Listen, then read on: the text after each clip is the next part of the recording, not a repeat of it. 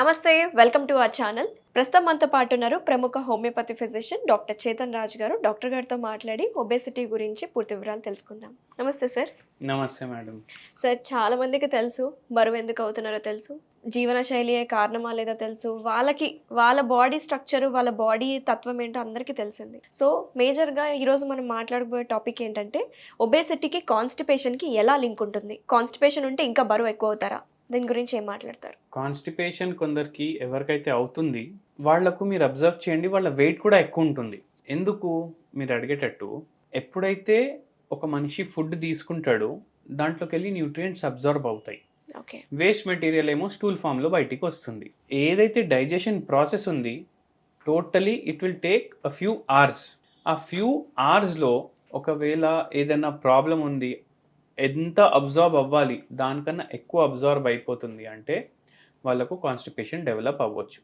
And సరిగా fibre లేదు వాళ్ళ డయట్లో అంటే వాళ్లకు కాన్స్టిపేషన్ అవ్వచ్చు.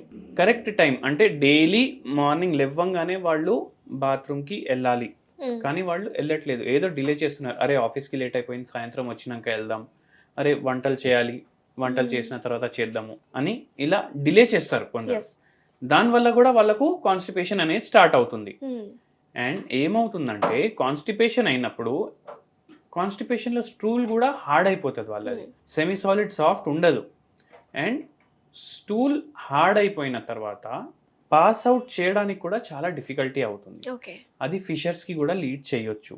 ఎంత అయితే న్యూట్రిషన్ ఉంది దాంట్లో అదంతా అబ్జార్బ్ చేసుకుంటుంది కదా బాడీ, దాంట్లో ఉన్న వాటర్ కూడా అబ్జార్బ్ చేసుకుంటుంది మ్యాక్సిమం.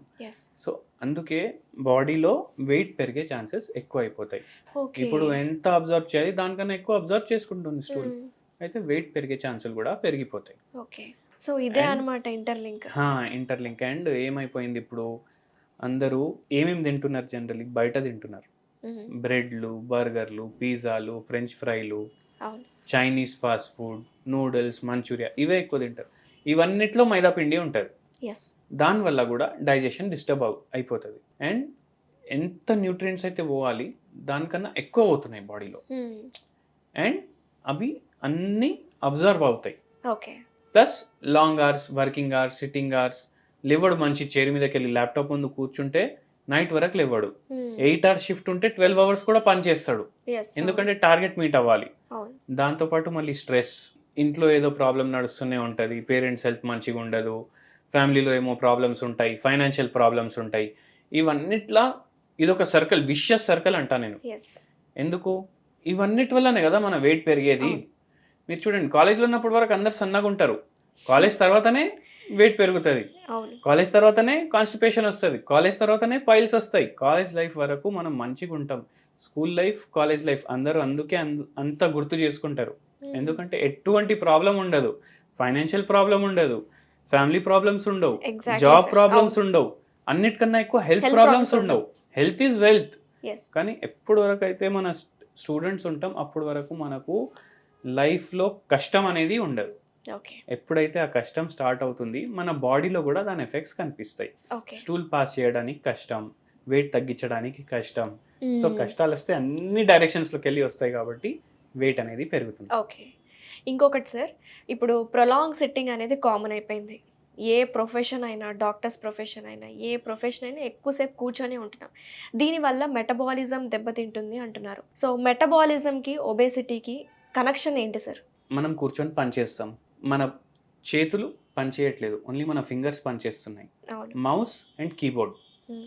అది కాకపోతే జనాలతో మాట్లాడడం, హెడ్ ఫోన్ ఉంటుంది, కాల్స్ మాట్లాడడం, బట్ ఫిజికల్ యాక్టివిటీ లేదు. బాడీ ఏమనుకుంటుంది, బాడీ ఫంక్షన్ చేసే ఒక విధానం ఉంటుంది.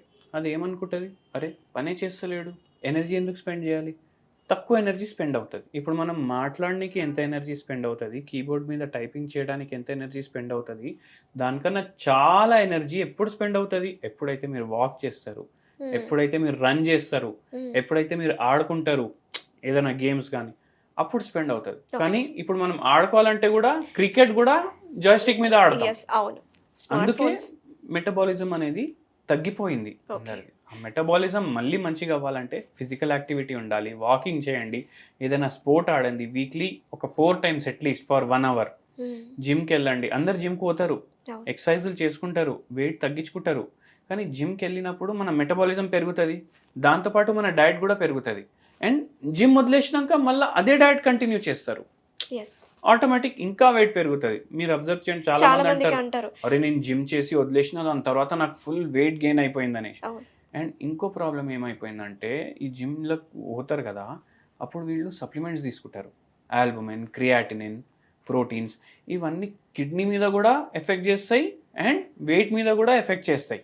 ఓకే. అందుకే న్యాచురల్ సబ్స్టెన్సెసే వాడి మీరు ఎక్సర్సైజెస్ చేయండి, న్యాచురల్ న్యూట్రిషనే తీసుకోండి ఎప్పుడు. ఓకే. కేసు మీరు అనేది. అంటున్నారు కదా సార్, న్యాచురల్ సప్లిమెంట్స్, న్యాచురల్ పద్ధతిలోనే బరువు తగ్గాలి అని.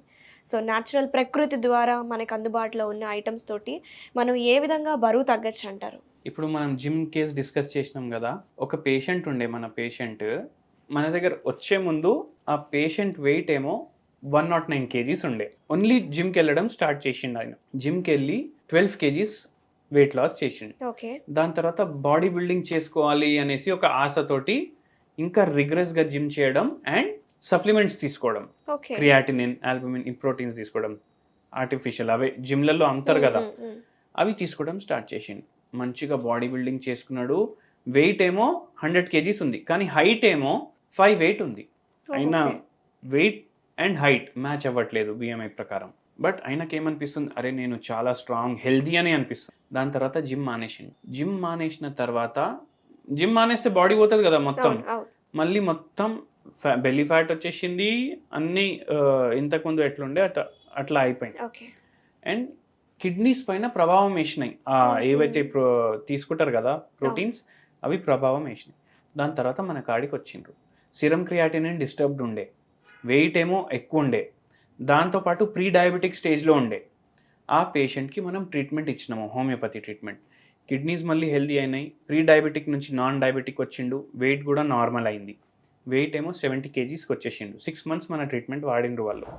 అండ్ దాంతోపాటు నేను ఒకటే చెప్పాను, don't concentrate on body building. ఆయన ప్రొఫెషన్ బాడీ బిల్డింగ్ కాదు, ఫిట్నెస్ కోసమే. ఫిట్నెస్ కోసం మీరు ఏదన్నా చేయండి, కానీ బాడీ బిల్డింగ్ ఎందుకు? మనం ఏం టోర్నమెంట్లు చేసేది లేదు, మసిల్ బిల్డింగ్ చేసి రెజ్లింగ్ చేసేది లేదు. అవును. సో మీ ప్రొఫెషన్ ఏంది? ఆయన ప్రొఫెషన్ ఏమో ఆయన ఒక జర్నలిస్ట్.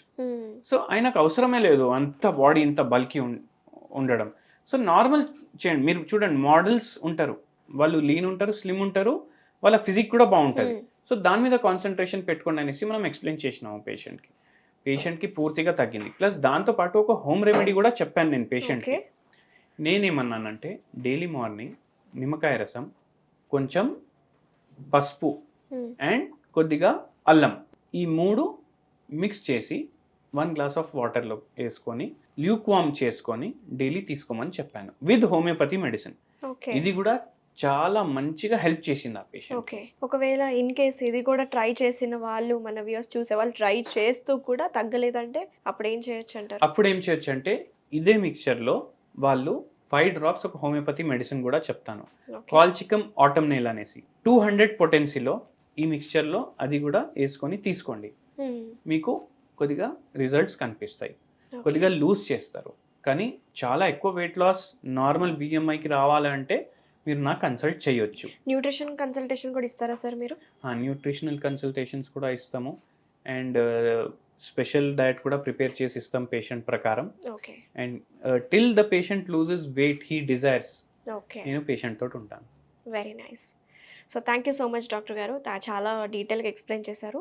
అలాగే మీ దగ్గరకు వచ్చే కేసెస్ ఎలా డీల్ చేస్తున్నారు, హోమియోపతిలో ఎలాంటి ట్రీట్మెంట్స్ ఉన్నాయని చాలా డీటెయిల్గా చెప్పారు. థ్యాంక్ యూ సో మచ్ అండి.